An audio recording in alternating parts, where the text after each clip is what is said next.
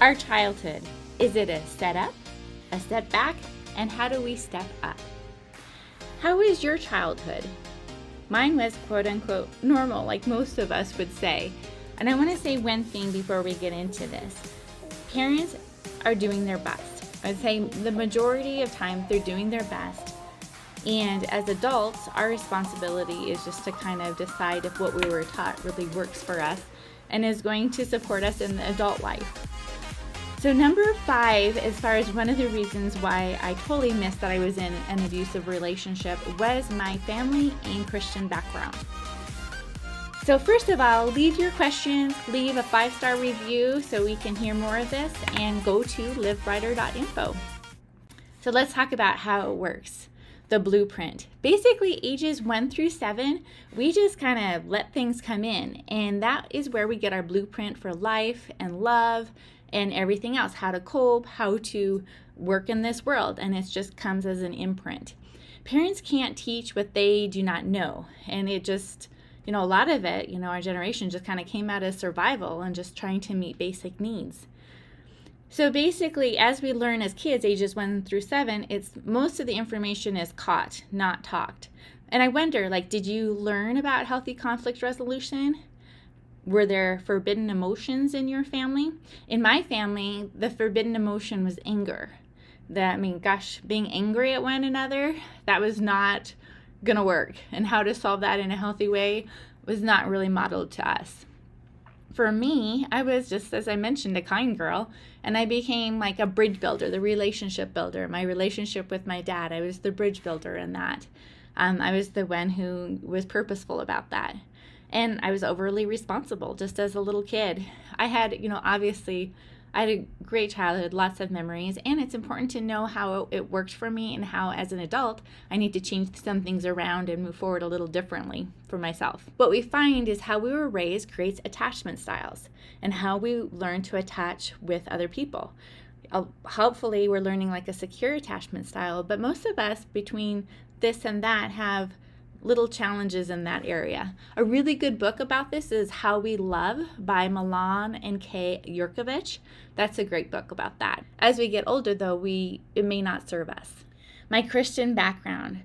Why did I remain quote-unquote stuck and really just didn't even consider other options? A lot of it had to do with my Christian background. So let's talk about it. Have you ever heard you should consider others more important than yourself?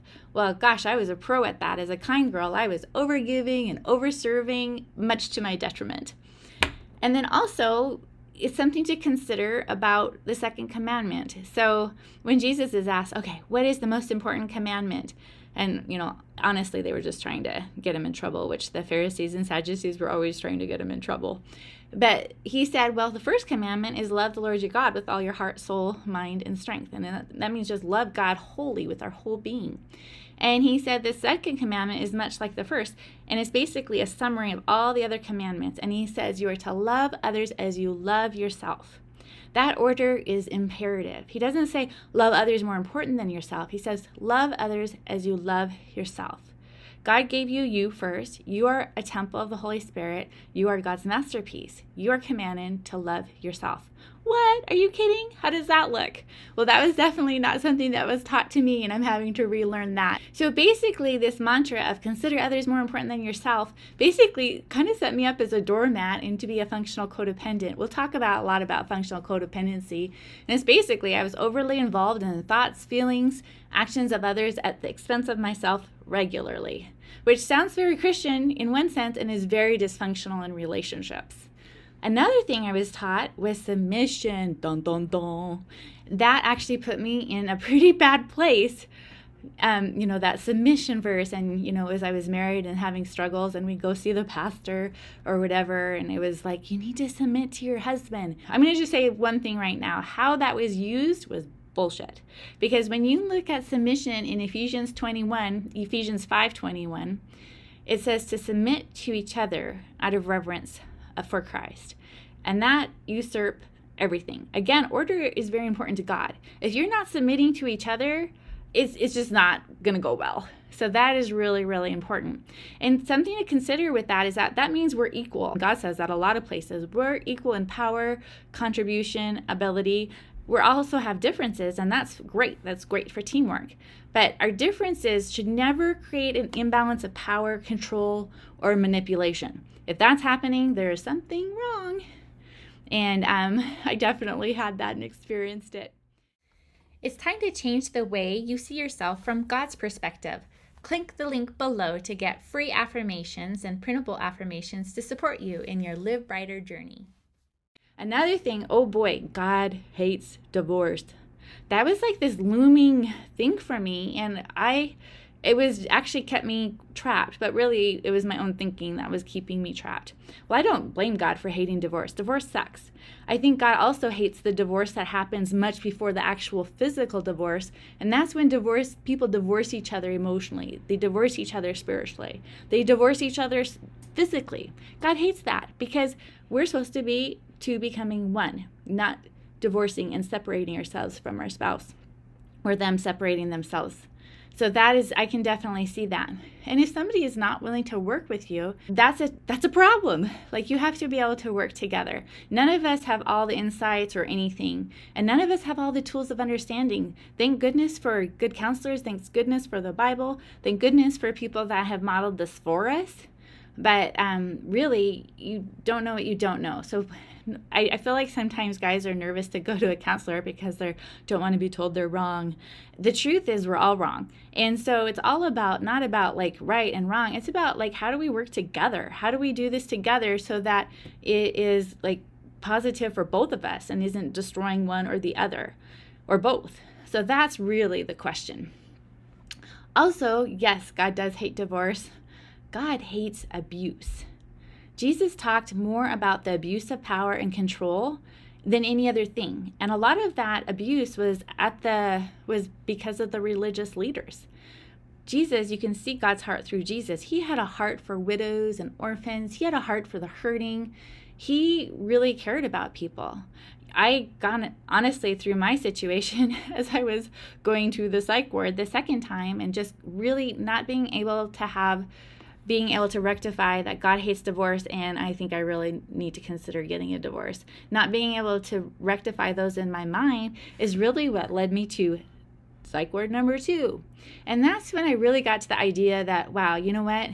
I get that God hates divorce. He also doesn't want me to kill myself. He also doesn't want me to kill somebody else. And he also doesn't want me to go crazy, which was my option out, it seemed like. So that is many things that God hates, not just divorce.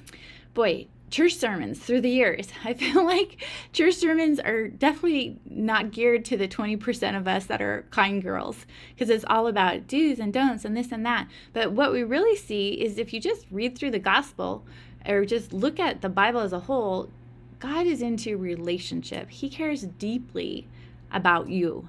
And that is so important. When I talk about my family and my Christian background, we have to look at the whole generation of this. So I have a great generational past of women tolerating men's bad behavior and lots of physical abuse, psychological abuse, verbal abuse, emotional abuse, all sorts of things that were tolerated in the past. And in some ways, those women quote unquote, felt trapped and probably had more constraints during that generation. But I have a whole series of heritage of this, and that was just kind of passed right on.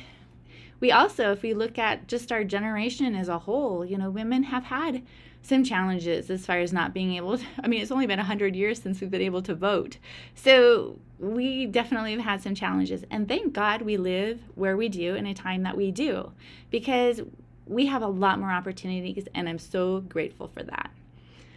So, red flags, if you're seeing control, manipulation, unbalanced power, whoop, red flag. So that was the one main reason, honestly, that I was in a really abusive relationship, is because my family and Christian background. So Jesus came to set us free, and he desires a relationship with us and to have abundant life with him. I think just an awareness of this whole information for yourself or a friend is super helpful. No matter how you grew up or what you were taught by society or church, evaluate it, look into it, question it. As a Christian and a life coach, I believe you're the specialist on yourself. And so I really encourage you to get a barf notebook.